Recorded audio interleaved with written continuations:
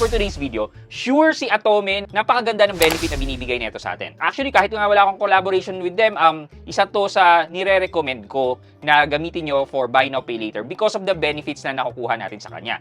However, behind this feature, behind this good benefit, ay mga feedback ng users ng Atome Credit. Ano itong mga feedback na to? And aware ba kayo na nag-e-exist to? And pwede makadamage ng user experience nyo? Well, ito yung mga dapat nyong malaman behind those good features ni Atome.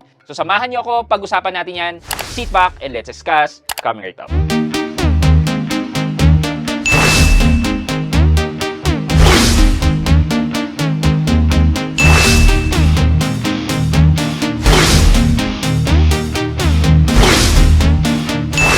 Hi guys, this is Pat and you're in Pat Quintos Review TV. So if you're new here to my channel, I do reviews about personal finance na meron ng experience or meron na akong knowledge na ginawa ko na ng videos and playlists na makita nyo dito sa taas. At kung bago kayo dito sa channel ko, you may want to consider subscribing to my channel. So alam nyo naman na si Atome, siya yung una nating buy now, pay later service na nag-offer ng 0% interest. Most people are thinking that Atome Credit is a credit card. While it is not really a credit card, the card itself is a debit card and they're offering 0% interest as long as you pay in full before your due date. Kung titingnan natin, as long as ganyan ang ginagawa mo, wala kang magiging problema. However, there are some instances naman na like magbabayad ka before ng due date pero hindi mo alam na meron pala mga cut-off yan. Yung mga ganung bagay na dapat mong malaman na magpapabago ng user experience mo with Atome because you are unaware of those things. So ano ba to? Tara, simulan na natin yan. Okay, unang-una sa listahan ko is syempre the interest. While 0% interest siya ng up to 40 days, as long as bayaran mo siya in full before your due date, ito naman, kapag hindi ka nagbayad in full, like kinonvert mo yung bill mo into installment, the interest is medyo mataas po siya. At 6% per month or 72% per annum, medyo masakit na po yung interest sa bulsa.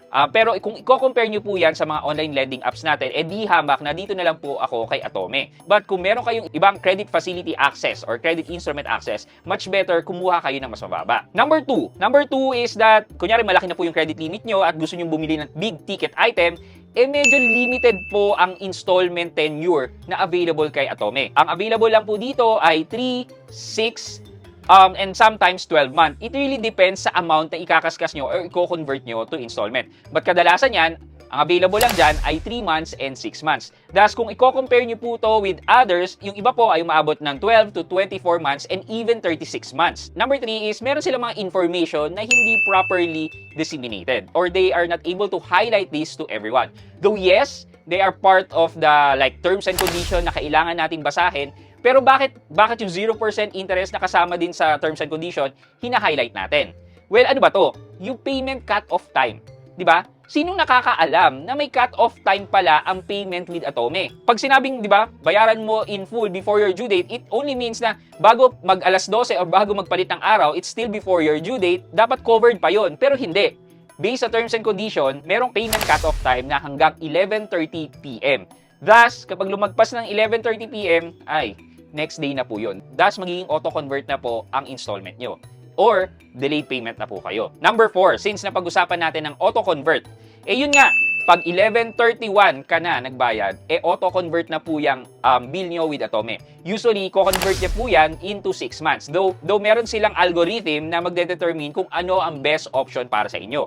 Or, best option nga ba? Or best profit option kay Atome? I don't know kasi yun lang nakalagay sa FAQ nila. And at the same time, kapag meron ka namang mga payments na hindi pa nag-reflect kagad, pag hindi talaga nakita ng system before 11:30 na may bayad ka, auto-convert na rin po yan.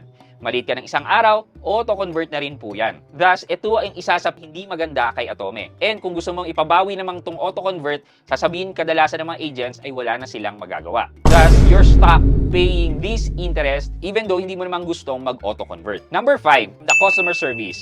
I should say I don't have that direct experience with customer service, but based on the feedback na nakuha ko, medyo they're lacking customer service. Usually through email lang talaga nakikipag-usap or tinatry i-resolve yung issue. I don't know why, but they do have a hotline. In fact, nung na-compromise yung card ko, naitawag ko naman kagad sa kanilang card department. na agad na blinak and i-replace yung card. But if you have other issues like bills, you're going to resolve that through email with Atome. Okay, the next few items is medyo subjective siya. Users of Atomic Credit are saying na hinaharas po sila, etc. etc. While we have to define harassment, ito naman, guys, hindi naman ako magiging bias dito. So, when we say harassment kasi, usually, ito yung nagpo-fall sa unfair collection practice, di ba? Yung mga pagmumura, yung pagtawag sa oras ng gabi, yun yung mga hindi katanggap-tanggap na collection practice.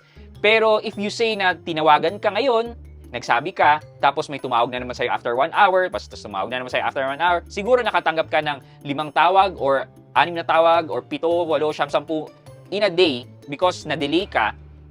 As long as na hindi po sila nagmumura, hindi po sila nagte-threaten sa inyo, they are within their legal means to collect. Wala naman din pong sinasabi na bawal tumawag ng maraming beses, bawal tumawag kahit na nakausap mo na, etc. etc. So yes, ang kulit nga po, kahit ako makukulitan po kung gano'n na nakapag-promise to pay ka na, tapos nagsabi ka na ng date, may tatawag na naman, it just shows na hindi okay ang sistema nila, hindi okay ang dialer nila or yung phone system nila because kapag may nakausap ka na dapat na agent, na input niya na dapat yung information na kailangan niya, dapat hindi na lalabas ulit sa dialer nila yon or yung tagatawag nila dahil may nakausap na. But if that's the case na paulit-ulit ang tawag, malamang sa malamang po, may problema sa dialer kung ganun man. But ito lang po yung masasabi ko in terms of harassment. Usually kasi kapag harassing yung mga yung mga sinasabi, text message, yung mga ganon, hindi naman po nagpapakilala yung mga kolektor na galing sa ganitong kumpanya.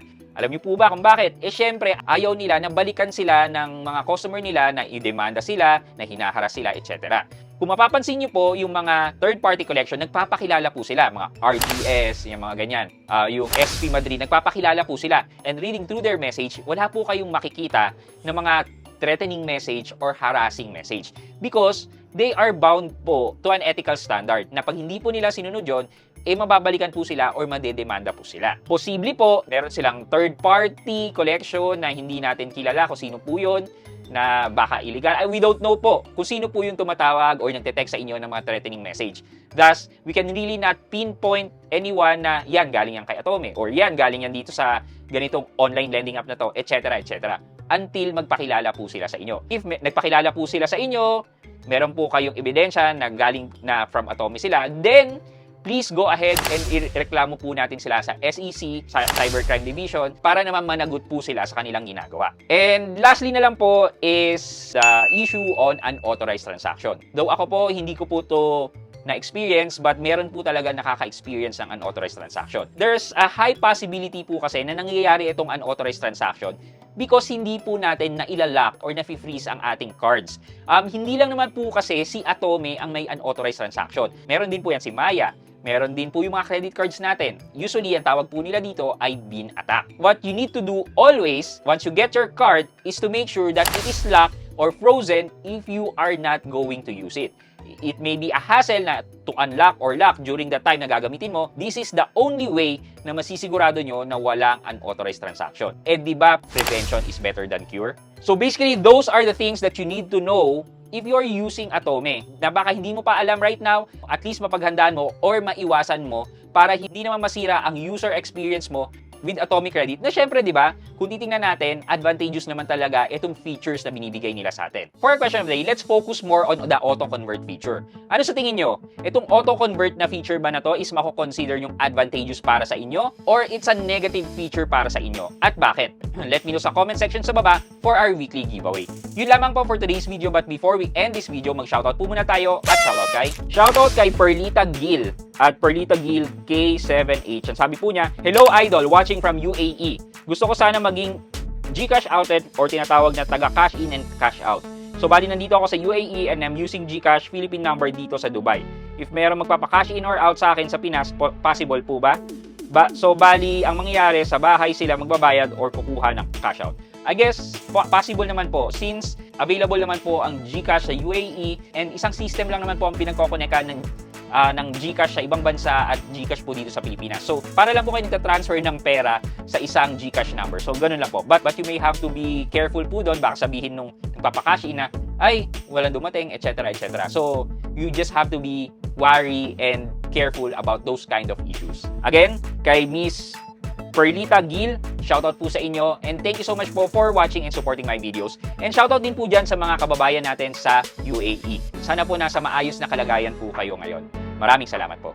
I hope you like this video, leave a thumbs up, and if not, wala namang problema dyan, but continue to support me by subscribing to my channel by clicking the subscribe button and also the bell button sa subscribe para makareceive kayo ng latest notification sa lahat ng upload ko. Again guys, this is Pat Quinto and you're in Pat Quinto's Review TV. Bye-bye!